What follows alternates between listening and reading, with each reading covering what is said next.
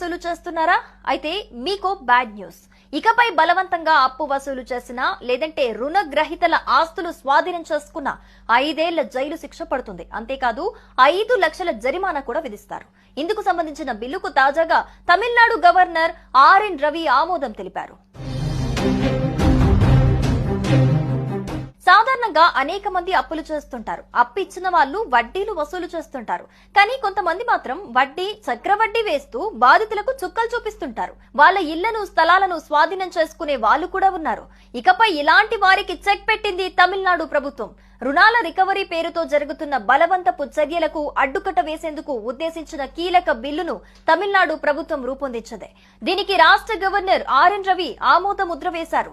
ఈ పరిణామం రాష్ట్రంలో రుణగ్రహీతల హక్కుల పరిరక్షణ దిశగా ఒక ముఖ్యమైన ముందడుగా పరిగణిస్తున్నారు. ఈ కొత్త రూల్ ప్రకారం బలవంతంగా అప్పు వసూలు చేస్తే 5 ఏళ్ల వరకు జైలు శిక్ష విధించేలా నిర్ణయించారు. ఈ చట్టాన్ని బిల్లు రూపంలో అసెంబ్లీలో ఆమోద ముద్ర వేసిన స్టాలిన్ సర్కార్ తుది ఆమోదం కోసం గవర్నర్ కు పంపగా ఆయన స్పందిస్తూ తన ఆమోద ముద్రను వేశారు. దీంతో అప్పు వసూలు కోసం రుణ సంస్థలు గతంలో మాదిరి బలవంతంగా వసూలు చేసే వీలుండదు. కొన్ని రుణ సంస్థలు తామిచ్చిన అప్పుల్ని తిరిగి వసూలు చేసుకునే విషయంలో ఇష్టారాజ్యంగా వ్యవహరించటం, బలవంతంగా వసూలు చేసే క్రమంలో వారి ఆస్తుల్ని స్వాధీనం చేసుకోవటం లాంటి చర్యలకు పాల్పడుతున్నారు. ఇలాంటి వారి ఆగడాలు అంతకంతకు పెరుగుతున్నాయి. ఈ క్రమంలో అలాంటి వారికి చెక్ పెట్టేందుకు వీలుగా ఏప్రిల్ 26న డిప్యూటీ సీఎం ఉదయనిధి స్టాలిన్ అసెంబ్లీలో చట్ట సవరణ బిల్లు ప్రవేశపెట్టారు.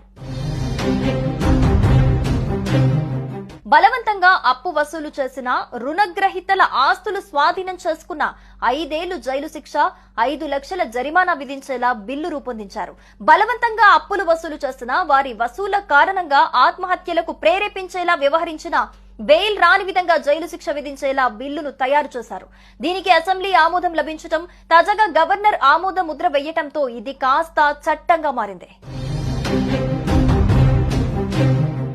ఈ బిల్లును సభలో ప్రవేశపెట్టిన సందర్భంగా డిప్యూటీ సీఎం ఉదయనిధి స్టాలిన్ మాట్లాడుతూ లోన్స్ ఇచ్చేవారు అవలంబిస్తున్న అనైతిక రికవరీ పద్ధతుల వల్ల అనేక మంది రుణగ్రహీతలు తీవ్ర ఇబ్బందులకు గురై ఆత్మహత్యలకు పాల్పడుతున్నారన్నారు.